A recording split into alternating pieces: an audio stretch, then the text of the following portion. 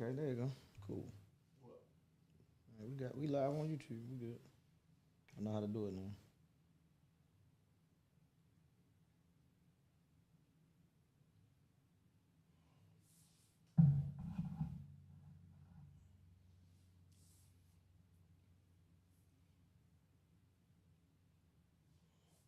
No, we ready.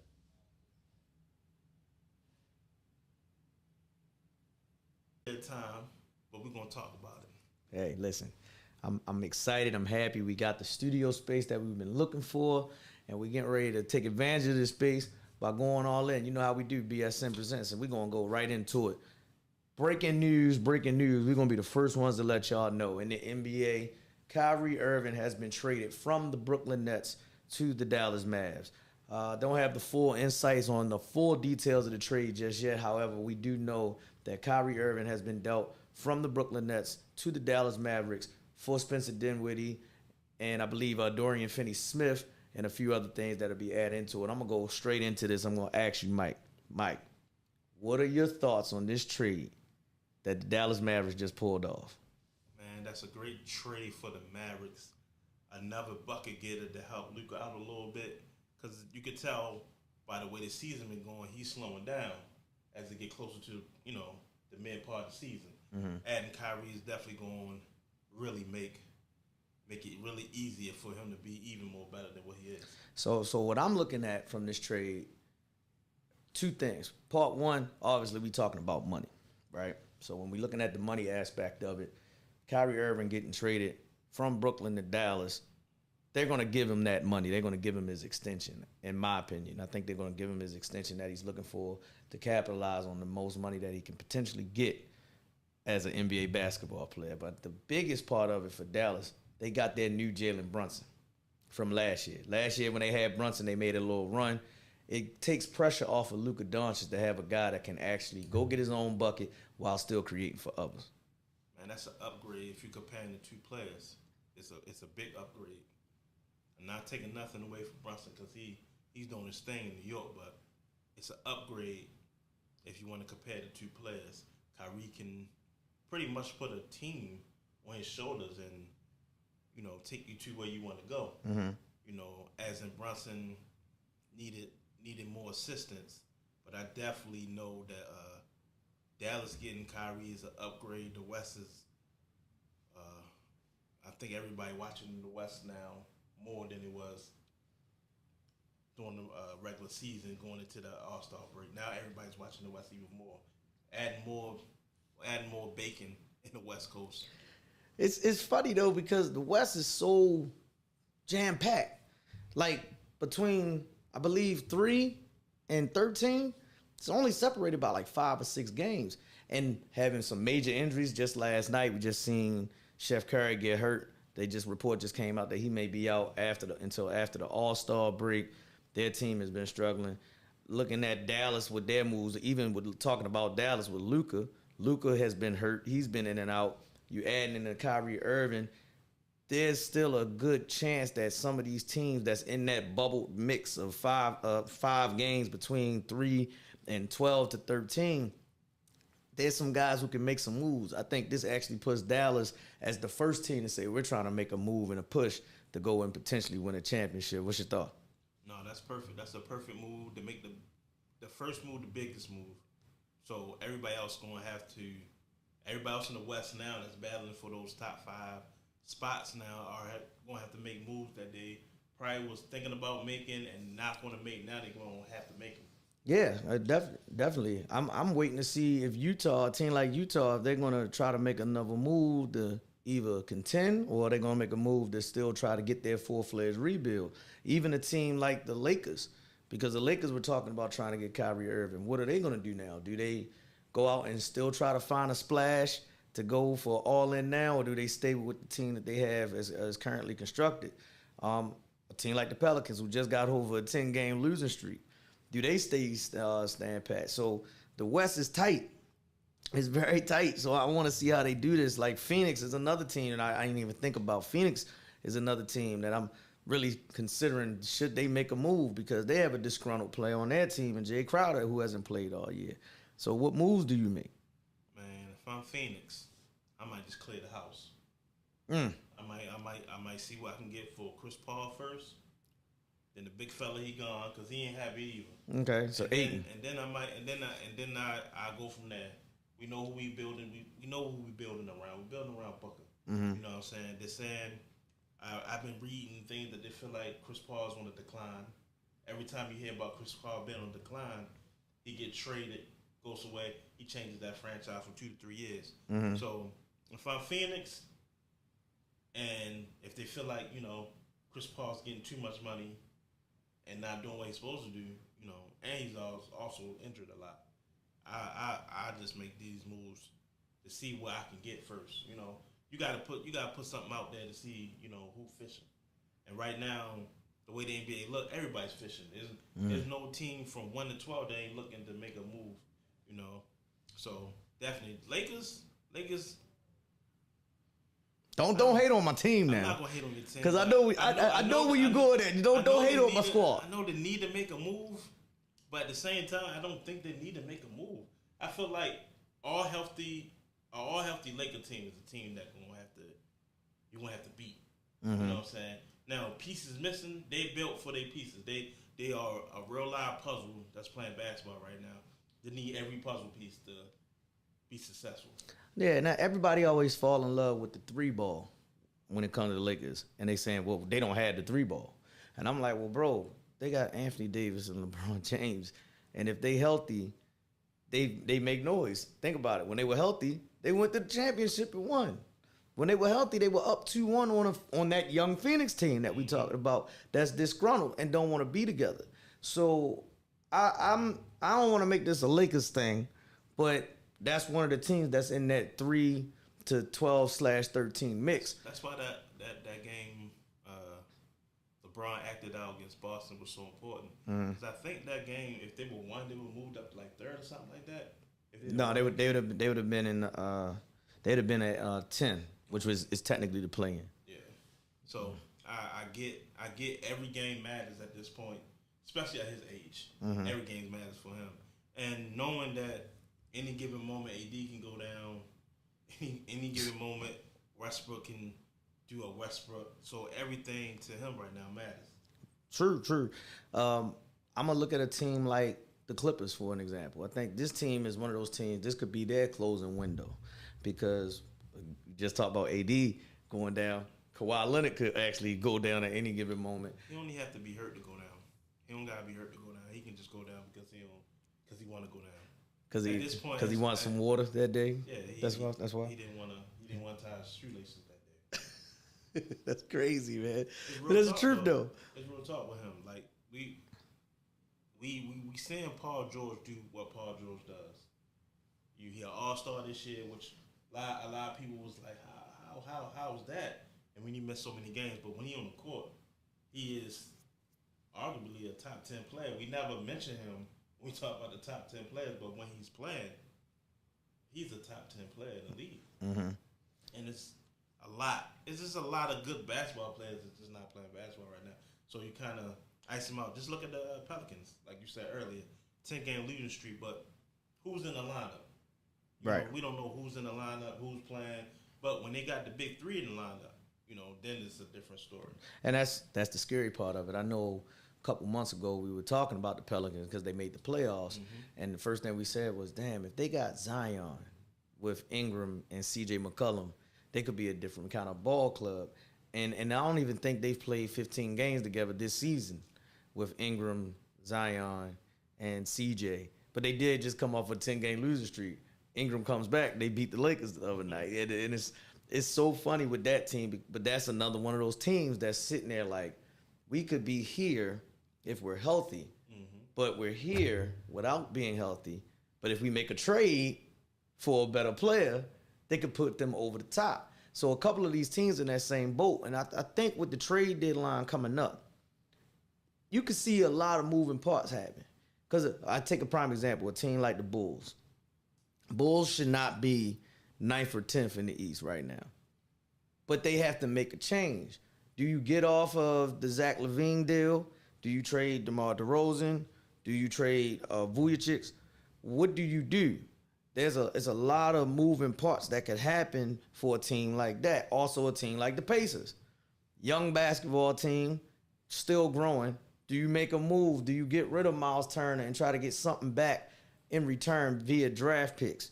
What do? So it's not just the West. No. The East is crazy too. The East is crazy too. Speaking of the Bulls, you're perfectly right about the Bulls. They shouldn't be where they're at, but that lets you know how good Lonzo is.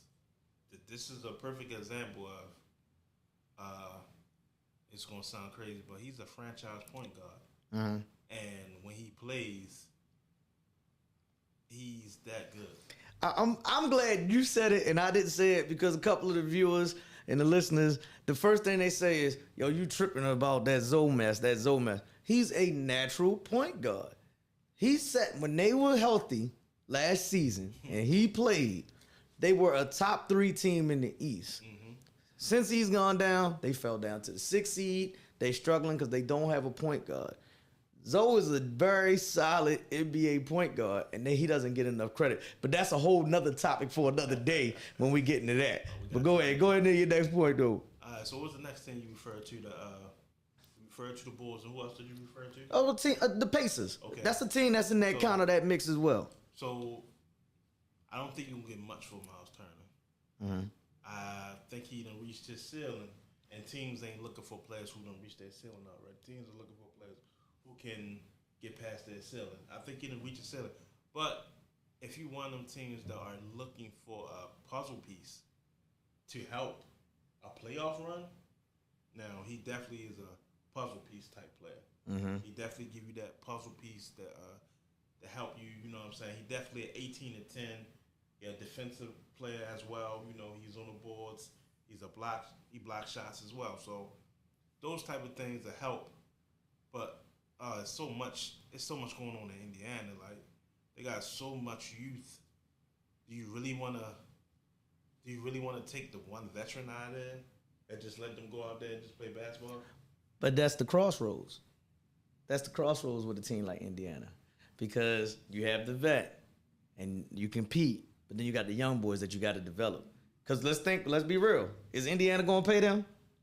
Is he going to pay Miles Turner? No. At all. So why not? Let's make a move. Now let's go into what we just talked about earlier, going back to the West with a team like Phoenix. DeAndre Ayton, obviously he's not happy. He doesn't want to be there. Why not make that move with Miles Turner? You might can get a Miles Turner and a Buddy Hield to come back down to Phoenix, while you can send DeAndre Ayton to Indiana, and everybody's happy. And he gets a fresh start, face of the Indiana Pacers to go along with Halliburton, while they still get Miles Turner, Buddy Hield to go around Devin Booker, and you still got CP3 for a chance to actually potentially make a run for a championship. But what do Phoenix have to give when you say it like that? Like, they never finishing, you know, last 12th, nothing like that. They got DeAndre Ayton. Yeah, but that's the asset. I wouldn't take that asset. I know he's as good as his point guard is, and anybody that play basketball know he's only as good as his point guard is. Now, if you can sell him like you're saying, yeah, go ahead, bring me Buddy Hield and Miles. Go ahead, yeah, bring him in. Chris Paul gonna love that. You know what I'm saying? He gonna love that. Forget about, you know, Booker not having to always score 40 a night and all that stuff like that. You know, because you know you bringing home almost 50 points with them too. You know what I'm saying? You gotta pretty much spoon feed Aiden. You know, he's not the typical big that the NBA uses now. He's the traditional. Yeah, he's a throwback. But that's a good thing though for a team like Indiana. And I know we kind of crossing up what we're doing, but we talking about this trade, because remember, it's all centered around the Kyrie Irving trade, because now you're going to start seeing other teams make moves to potentially position themselves for a championship. So I'm looking at a team like Phoenix in the West. If they know that their window is closing, you have to get something to either go all in to win now or get something for said future. Jay Crowder doesn't want to be there. DeAndre Ayton doesn't want to be there. Trade him and get something back for the short window, because you're still dealing with Chris Paul. I don't see any team in the league, no team in the league, that's going to trade for Chris Paul with the money that he's entitled for right now. So you have to go all in for the short window with Phoenix, but still got Booker. You still got Cam Johnson and a couple of the other younger pieces. But if Ayton doesn't want to be there, why not get rid of him now and get something back in return that can actually help your team compete, not only for the short term, but for potentially the long term. So that's why I'm looking at it for a trade like that. Makes perfect sense. It makes perfect sense for Phoenix. It definitely makes perfect sense for Phoenix. Indiana, like they said, they're in Lambos with everything they got going on, and the fact that they got a young guard that's a all-star now is really crazy over there, because now you're like, do we need Buddy? You don't. No, you don't. You trade Buddy Hield, you trade any person that's older, and you go all in with Halliburton as the face and any pieces that you can get back in return. It's a lot of teams that's like that. I just said Utah is another team that was in that mix. Utah did the right thing, in my opinion. They got rid of Gobert and Donovan Mitchell, saved a lot of money on their books. They still compete. If I'm Utah, I'm actually going to trade right now.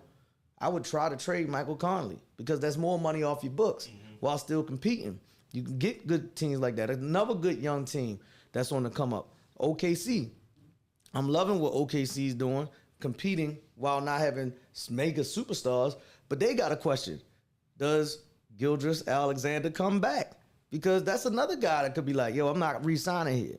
Yeah, it's going to be money with him. You know, I don't think he has championship aspects right now as a young man right now.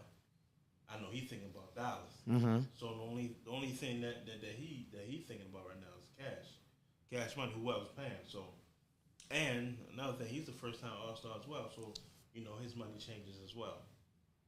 Yeah, that's big time money change. Yeah. That's big time money change when you become an All-Star, right? Yeah, everything changes when you become an All-Star. And that's where we're going. And speaking of All-Stars, this may be the biggest All-Star of all time. And I'm talking about 20-year vet in the league, LeBron James. LeBron James, captain of the All-Star team, 19th All-Star appearance for the man, year 20. And the biggest thing that's going on with LeBron James right now is that he is on pace to break the all-time NBA scoring record held by the great Kareem Abdul-Jabbar. Mike Dub, I know your father loves Kareem. So if he watches this episode, he'd probably be pissed on what I'm about to say. But the question I'm going to ask you, and I know people that's going to be listening, they're going to say, Greg, you tripping. Will this record being broken by LeBron James make him the greatest of all time? In whoever mind it is, you know, in some people's mind it is, some people's mind it's not. I'm pretty sure in his mind he's going to think he's the all-time greatest when he does it. You know, and I ain't even going to knock him. That's a lot of buckets, you know what I'm saying, for a person that's not a scorer, you know. So. But hold up. I got to say this. How can we say a guy is not a scorer when you average 27 points a game for your career? He just did it a different way. And I'm playing devil's advocate. I mean, he's still the pass-first player, so the majority of pass-first players are not really scorers. He's a professional scorer.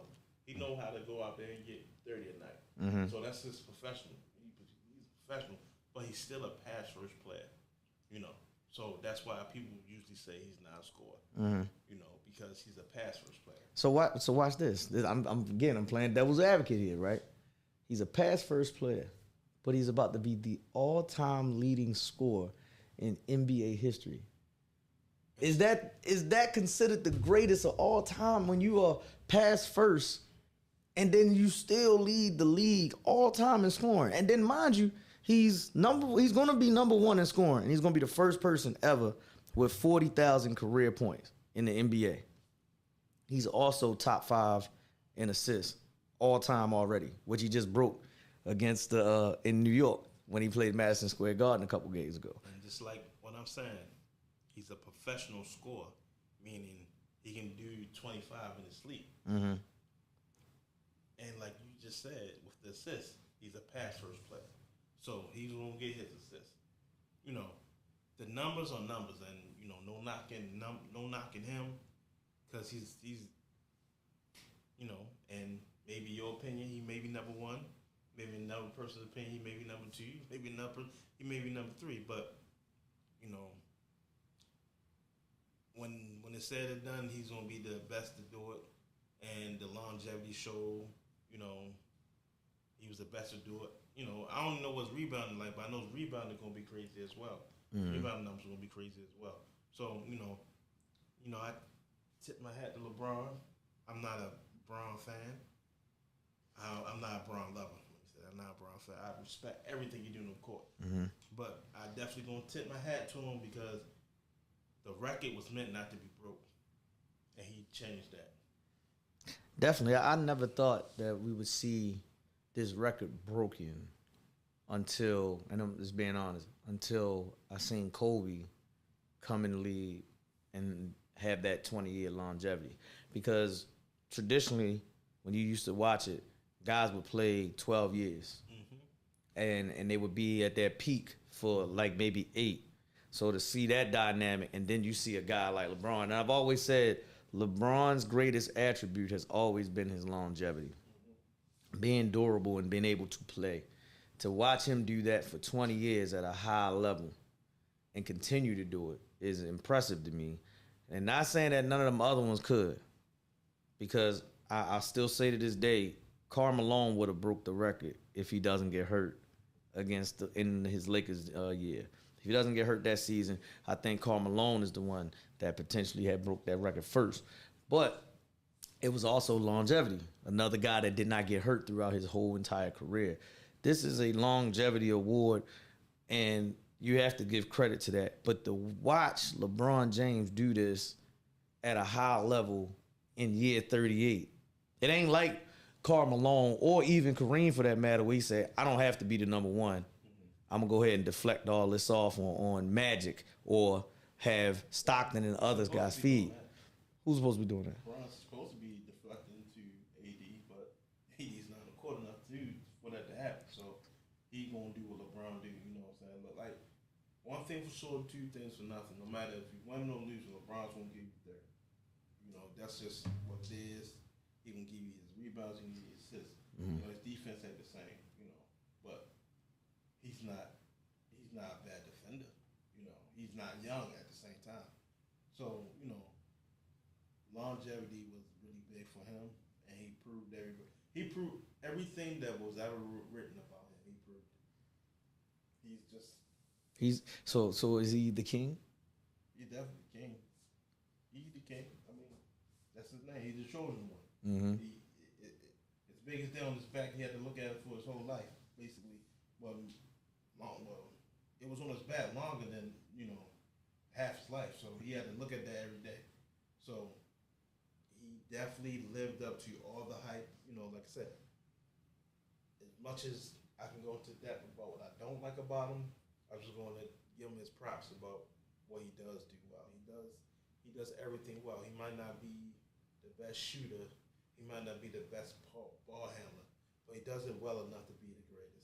In the conversation of the greatest, if anything. You know what I'm saying? So, Mike Dub over there tipping his hat to LeBron. I'm liking that because I've always said we, as fans of the game, and the way we critique the game, we always going to say this guy may be better, this guy may be better. We're going to always put our favorite player as quote-unquote GOATs. I've always looked at it as we can't judge a guy from 1960 on a guy in 2020. There are levels in different eras and styles that we play. Rules change all the time. So in my opinion, LeBron James, over his 20 years in the league, being at the top of his game for pretty much 15 of the 20 years, that speaks volumes, and it puts him in a different category. I would still be a little biased to other players. I'm not going to get into that debate yet because we're going to have that later on the BSN episode. But there's levels to it, and he's one of those guys that you can say is top 10 all time in what he has done throughout his career, and it's special. So kudos to LeBron. I know you still got to do it and you still got to break that record, but I see it being done. Hopefully it's done on Tuesday because I got my FanDuel bets in for Tuesday. But hopefully it's in for Tuesday. But when you do it, congratulations to you. It'll happen in L.A. I will say that it will happen in L.A. in a Lakers uniform. LeBron James will be breaking that record. Let's keep it rolling, though. Got to talk about the Super Bowl real quick. The Andy Reid Bowl. If you have been under a rock and you don't know what we're talking about the NFL's championship. Andy Reid coached with the Philadelphia Eagles for over 10 plus years in Philly. He was let go, took them to a Super Bowl, their best success of all time. And then he goes to Kansas City, where he finally gets the reward, the ultimate prize. He won a Super Bowl there. But you can't ask for nothing better if you're Andy Reid to say, Kansas City Chiefs, my new team, against the Philadelphia Eagles, my old team. And we competing for the championship of the NFL. So we got to clap it up real quick for Andy Reid and what he's done. Got to give Andy Reid his props. Is Andy Reid, I got to ask this question first before going to Super Bowl. Is Andy Reid top 5 NFL coaches of all time?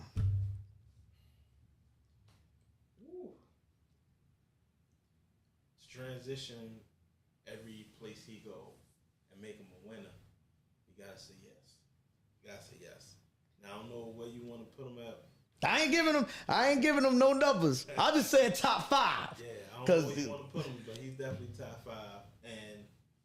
And then if he definitely pull off this victory next weekend, he definitely is no questions asked after that, right? Yeah, I think so too. I mean, I'm watching him do it with one of the best, though. I'm watching him do it with a guy I say is top 5 quarterback all time right now. I might get killed for that. But Patrick, that's a bad man, Mahomes. I wish he's a bad man. I wish his ankle wasn't hurt. I really I know he has 2 weeks off, but you still gotta go walk through and stuff like that. And so I wish his ankle wasn't hurt, which I'm not making an excuse for him, but I wish he wasn't hurt. But here and there, I think, Philly going to have to beat Kansas City more than Kansas City going to have to beat Philly. Oh, you think the pressure's more on Philly? Yeah. Okay. Patrick Mahomes got his money. Mm-hmm. That young boy over there in Philly, he looking for the MVP, he looking for the Super Bowl MVP, and he looking to get paid. So it's a lot on his mind as a young quarterback. Just all right. And when you look up to your peers, are you saying I'm number 1 and he's number 2, I'm across from him? Or is you still looking at him as he number 1? And if I beat him in the Super Bowl, I'm number 1. See, I think I think it's 2 different topics right there on that, right? And that's good points, very good points. I think in Jalen Hurts' mind, it's about winning that title. Because now when you win a title, the money gonna come. You know what I'm saying? Especially, even if he doesn't win the MVP this year, I'm talking about Jalen Hurts. Mm-hmm. He can't finish no worse than second because of the season that he had. The only other person that he would finish behind in the MVP would be Patrick Mahomes, because I think Patrick Mahomes had a stellar season this year. But Jalen Hurts, if he doesn't win the MVP, now that's a chip on your shoulder, because they find out Thursday who's the MVP, right? So now you sit there and you say, yo, he won the MVP. I got the best team in the league. I'm going to show everybody why we are the champs and the best team in the NFL this season. And if he can beat top 5 Mahomes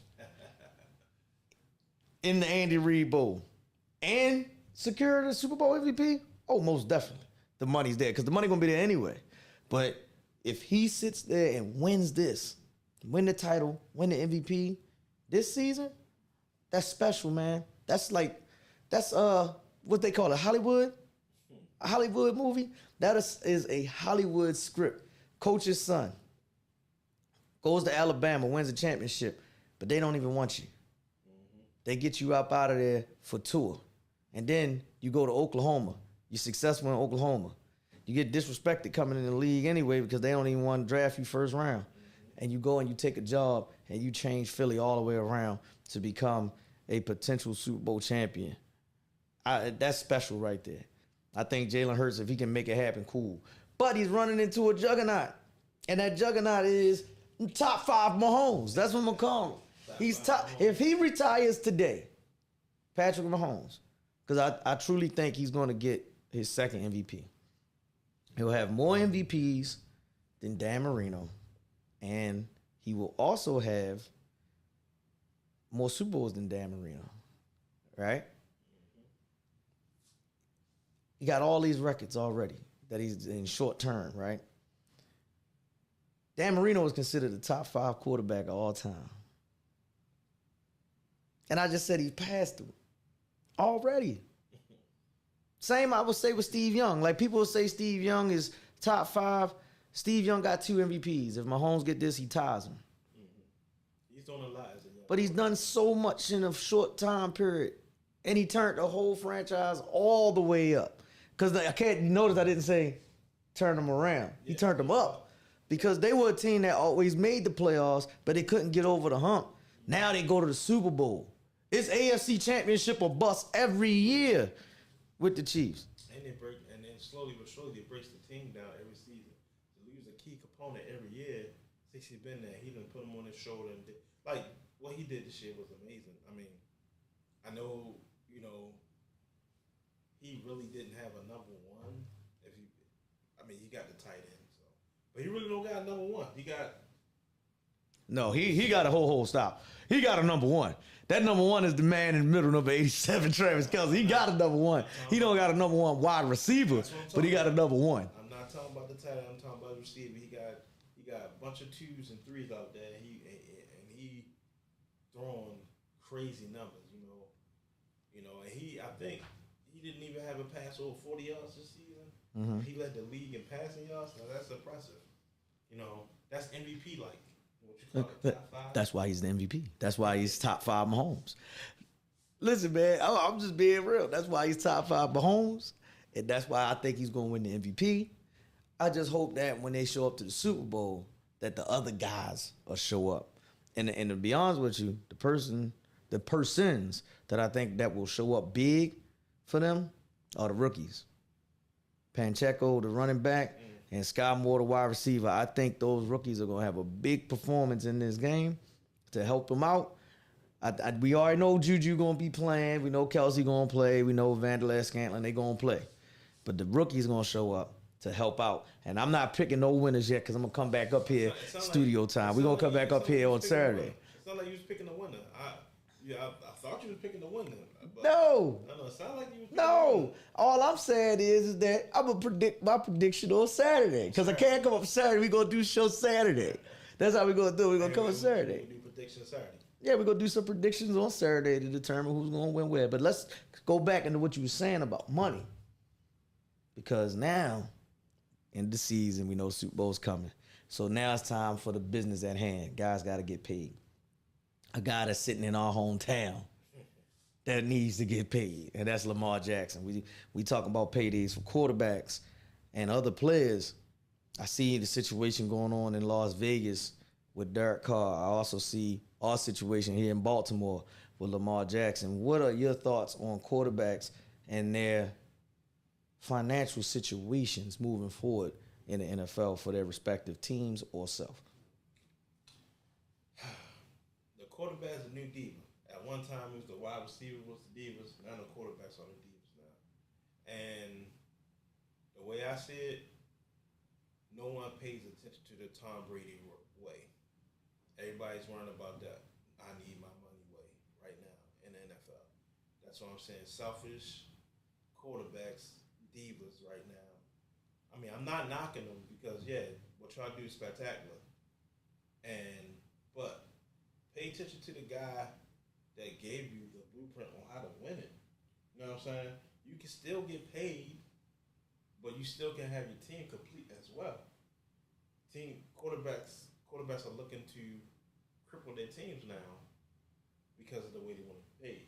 Mm-hmm. Like for instance, Buffalo. He's no longer in the playoffs, but Buffalo made the best decision by giving him that money early. Josh Allen. Mm-hmm. They made a great decision by getting him that money early, and then go and get him a wide receiver, a number one. So I like the way they did it. It's gonna hurt. It's gonna hurt a lot of teams. we can't deflect the Deshaun Watson thing. We can't deflect it. The money is crazy. Even though he don't deserve it. That's now hold on. I'm gonna go here because I can't say that a guy doesn't deserve the money that an owner puts out on the table. And let me get this off because a lot of people make me mad when I hear that shit about a guy don't deserve it. If I'm working, I'm gonna use this on all perspective, right? If I'm working and a guy likes my performance and he says, "Hey, yo, I'm gonna give you $100 million because of the work you've done," I'd be a fool to turn that down, right? I'd be a fool. But for an outside person who don't know what I've done to say, "Bro, you don't deserve your $100 million," well, then you don't deserve your fucking dollar. You know what I'm saying? Like, you can't tell me what I don't deserve if a guy's willing to pay me said money. Now, is he foolish if I don't capitalize on the money that he presented to me? He might be, but this is business. No, business. Cleveland made a business decision for the whole NFL. Mm-hmm. That's what their decision was. All right, cool. We're gonna cripple somebody, and that's what their plan was, because they didn't watch. They watched their franchise die down the last 3 years, and what they had, they was a Super Bowl caliber team the last 3 years. I totally agree that I feel as though that the Cleveland Browns just a couple of years ago had a shot at competing, kind of like their Ohio team, Cincinnati. They were just in the same boat. Bunch of rookies, guys underneath of rookie deals. They had a chance to go make something happen, and they failed. So they said, all right, let's get a quarterback and pay that big salary while trying to revamp it again, and it's not working. But it also shows it could be crippling to another team, a la Cincinnati. No, their plan was look, all right, who we got on, and this is a division thing to me. Mm-hmm. Let me look at my division. All right, I bring this young man in, give him this money. So now we know Pittsburgh not in the quarterback. They're not worried about the quarterback situation. They're trying to build a team around that young man to make him better. Smart. They looking at what's ahead of them. All right, cool. We got a team that was in the Super Bowl last season with an ace quarterback. We got a team that's in our conference with an MVP quarterback that none of them got paid. So this is a conference crippling thing. Mm-hmm. Division crippling thing. Yeah, that's what I'm saying. If I can hurt you that way, maybe my team can catch you that way. Smart. I think the business side of it is incredible on Cleveland's behalf, especially knowing that you got those two guys in your division. But GMs around the NFL looking at the money like, man, you crazy. Owners looking at it like, is y'all crazy? But I get it, because this season's about to be, this offseason, as soon as next week ends, this offseason is going to be crazy. This is going to be the most anticipated offseason in the NFL history. And the reason why is because there are several quarterbacks that are due to get paid. Exactly. And not to mention that we're looking at the quarterbacks that previously got paid this season. Like, you're looking at the Russell Wilson, like, do he deserve the money? You're looking at the Kyler Murray, like, do he deserve the money? You're looking at the David Carr, like, do he deserve the money? So you got that aspect. Do they deserve all the money they're getting? Then you got the guarantee money on the other end. It's just so many things. So, we're going to have so much to talk about, so much to report in the NFL-wise when it comes to everything soon the Super Bowl's over. Them guys had a lot of fun this weekend playing in the Pro Bowl, doing all the Pro Bowl fun stuff. But as soon as they get off that island, yeah, they want to get paid. Yeah, as soon as they get off that island, it's go time. Mm-hmm. You can see them agents right now licking their lips like, this 10% that I'm getting about to be great. Yeah, and I'm gonna look at it like this. I'm gonna keep it right in our division, and I'm actually gonna keep it at home with Lamar Jackson. If I'm Lamar Jackson, I'm waiting until I see what Cincinnati do with Joe Burrow, because Joe Burrow has one thing over top of Lamar Jackson, and that's that he went to a Super Bowl, right? Cool. He went to a Super Bowl. No problem. One thing that he has over Burrow is he's the only unanimous MVP of all time, and he's done it with less help. Cincinnati's got a couple of decisions to make. Do you pay Joe Burrow what he want? Do you pay T. Higgins what he want? Because that kid is up for money. That's the craziest thing. They might got 3 number ones on one team. Mm-hmm. Somebody got to go. And then, like, if does your quarterback does it affect your quarterback if he lose one number ones? You know what I'm yes. saying?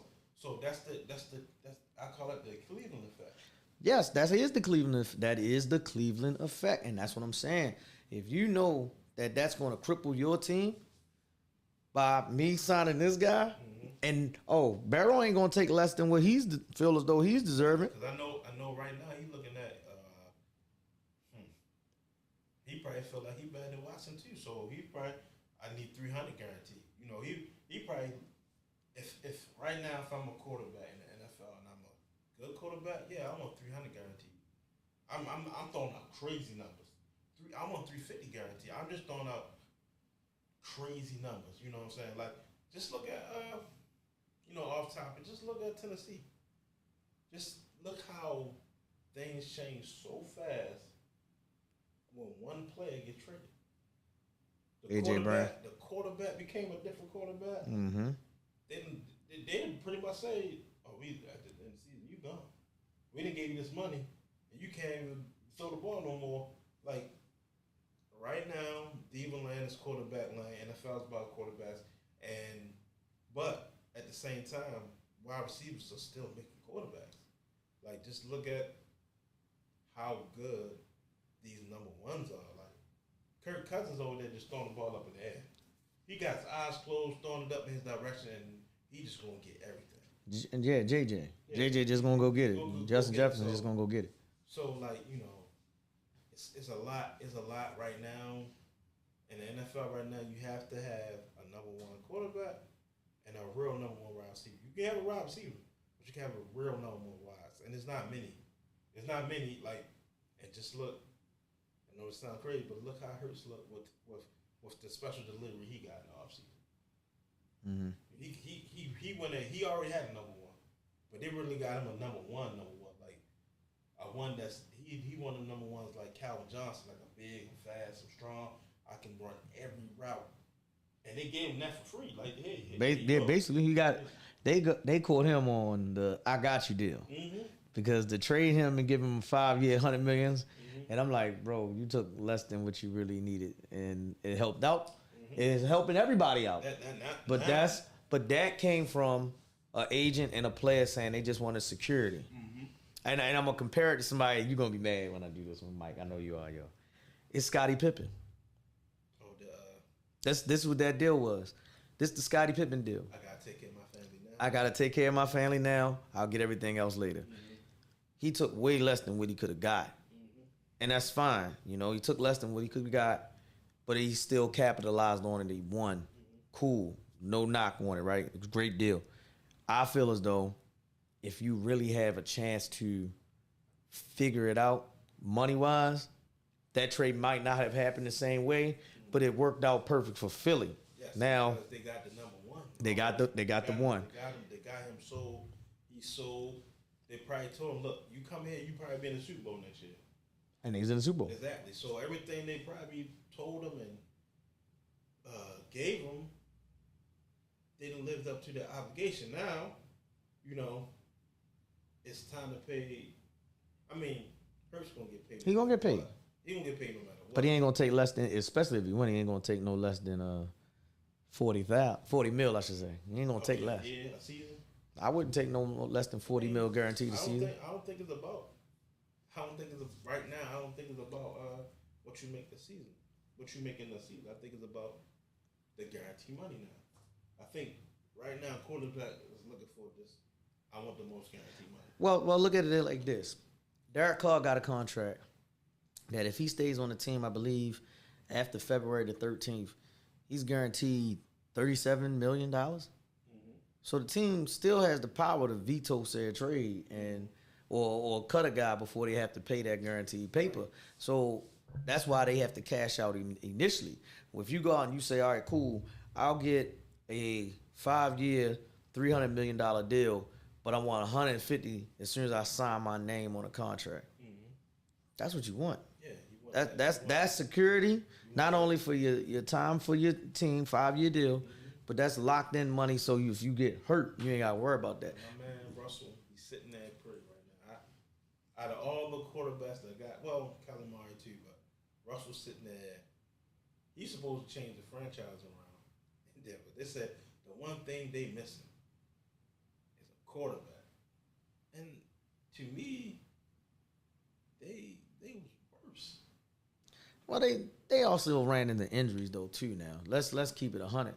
If you really look at Denver, they lost their starting running back, they lost their backup running back, they lost their tackle, and they lost their wide receiver in Sutton. They lost Judy for a little while, who's disgruntled and don't want to be there. So, and they lost the other wide receiver. Now think about it, Patrick, Tim Patrick. They traded Robbie. No, Robbie got traded from Carolina to Arizona. But even with all that being said, all those offensive pieces were hurt. The defense still was good. But their offense was hurt. So and their coach wasn't a head coach. Some guys are just not built to be head coaches. They're just coordinators. And everybody can't jump on that bandwagon and say, oh, I got to be a head coach. Some guys just aren't built to be that way. So I'm looking at it from this. Quarterback is the most important position in the NFL. Yes. No question. At the same time, quarterback got to have some weapons, real playmakers to make themselves better. And they have that now. Well, yeah, I mean, we watching the way we had never seen trades like this in our life. The way people get traded during a season. I remember growing up, I didn't know football players can get traded sometimes. Like, football players get traded. Like, now it's like they get traded in the middle of the season now. Like, it's crazy right now, but I guess it's better for the sport right now. Football is trying to catch up with. But basketball? And baseball. Baseball still got the craziest numbers, though. No, their numbers are crazy, but if you look at it, football players still get paid more. Well, certain football players get paid more. They work less. The baseball players, they gotta work a lot. But football players get hit more. Their body is more broken down than a baseball or basketball player. Yeah, but the baseball players, that 166 games is a lot. Hey, man. They're not running on turf. They're running on dirt all day long, and they play in every weather. You know, they hot, cold, whatever it is. You know, but you know, it's just that the money, like well, we know the basketball players is wild now. The basketball players getting paid the most money in terms of how many games you play and stuff like that. But the football players is really killing it right now. I think the highest paid player in the baseball probably working on a 15-year deal, something like that. $300 million. Yeah, like and the football player, man, he got 10 years, $500 million. Like that's way better. He only worked 16 games. But who's that guy? That guy's top 5 Mahomes. Top 5 Mahomes. He the best, and that's why he get. Right? That's why he get paid the best. That's why he get paid the best. At the time, he got paid the best. And that's the whole thing. The next guy, they're gonna always want more. Now, the thing is, Patrick Mahomes about to win another one, right? Oh, I might have put my prediction out there. But check where we'll go on there, right? If he wins another one. Got a question. Oh, hold on. Let me get this out before we get the question. If he wins another one, that justifies that $500 million. Right. He could easily say, you know what? Give me some more money because I'm keep winning with a broke ankle. You know, that's how you do it. But what's the question? It's more of a statement. Dev said that and Bateman ain't enough. I think everybody agree that he's not enough. We know. We all know. But he did make a difference. He may not be enough, but he made a difference. He made at least over the top football a plan when he was here. And nothing really else. But yeah, I mean the Bateman thing, I don't like how people like don't say that about the Lamar situation. Like he has nobody, blah blah blah blah blah. Like come on, man. Y'all seen the first 5 games of the season. He looked good because number 7 was out there playing. Mm-hmm. You know what I'm saying? Like he, everybody's favorite wide receiver in the NFL. I was in that game when he burned him. I was in New York when Sauce got sauced by Bateman. I was there. But it's not enough. You need more. He do need more. You know what I'm saying? Well, that's the issue. That's a major issue with Baltimore. And now we have to actually wait for a couple of things. One, we got to wait on our brand new offensive coordinator, who we're going to get in place for that. Then we also have to get personnel in place. So, again, we Sam Bateman. We drafted him to be our number 1. He has to stay healthy. In his 2 seasons here, he's only played, 7 games? So he has to stay healthy. So he has to prove that he can stay healthy. And if he doesn't, we have to invest in getting more wide receiver weapons. Andrews is great. I think that likely is going to be solid. You got 2 bookend tight ends. You got to get outside weapons. And that, I'll say this, if you had outside weapons for Lamar Jackson that were established improvement and a coordinator that was going to open up the offense and Lamar didn't make things happen, then we can go to Lamar not good enough. We need a true quarterback. We haven't had that since we've been here. Since he's been here, we haven't had that. So you can't discredit what he's doing, especially when he wins the MVP from throwing 30-plus touchdowns to 5 interceptions in the pocket. Those are things that matter. What's the other question? Because I see you ready to read it. It's funny. I mean, it's off topic. It says that Al is the most underrated player in the BSN league. I disagree with that. Listen, man. I disagree with that. BSN Spring Stampede is right around the corner. We keep everything transparent. I'm telling everybody now, this is February the 5th. If you want to put your teams in, let me get the camera back on me because I kept it on you. I was laughing, Mike. I'm going to put it back again. BSN Spring Stampede is starting up in May. If you want to put a team in to prove that you are top 5 in the BSN, holla at myself. Holla at Mike Dub. We are ready to accept any prepayments towards BSN Spring Stampede. We put the post out there a couple weeks ago, and we're going to be ready to rock and roll with that very, very soon. So, Al, if you will approve it. Al didn't say that. Oh, okay. Who said it? Skinny Boo, that's Al's right hand. Uh-huh. He also said, will we speak on it? And for you saying that, Skinny Boo, we're going to have a show within a couple of next weeks about underrated and overrated players in our league, just for you. And we're going to have matter of fact, and this is me talk, we're going to have a panel because everybody don't come to games, so everybody don't see games. So we have a lot of quality players that doesn't get speaking because they may be on bad teams or they may be on good teams and they just don't have to be as good as they need to be at times. But we're going to speak on that, Skinny Boo. We're going to have a top 5 and all that. Everything you speaking, send to our inbox, and we'll make it a topic. So check this out. Also, this for all of y'all. If y'all want to see the games that we present for BSN, because we usually go live on Facebook, but there's a reason that we go live on Facebook instead of going on YouTube like we're doing today. We need y'all to subscribe to the YouTube channel. Say it louder. You have to subscribe to the YouTube channel so we can stream the games live via YouTube. We ready to do these things. We want to get y'all the games. We got cameras. We got more equipment. We got people that's helping us right now. So we need you guys to subscribe to the YouTube page. BSN Presents is on here right now. It's going to be a post on the IG page, the Facebook page, and the basketball league page. Yeah. For y'all to subscribe, and we can do everything y'all want on YouTube, so y'all can see it live. We won't have to be streaming on Facebook and Instagram. We can use YouTube as our source. And that's where our base will be. But look, this has been BSN Presents. We got it out there quick. We talking about Kyrie Irving and his trade to the Dallas Mavericks. I think it's going to be a great trade for the Dallas Mavericks. I honestly want to see.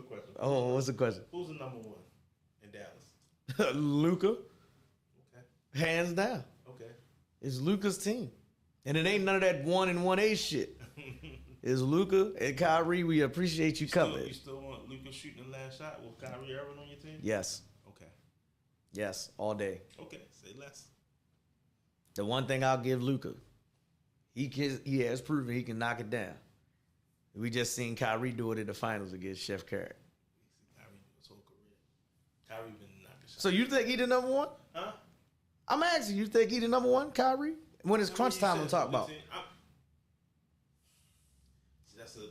That's a topic for another day. See, that's why we always do what we do, yo.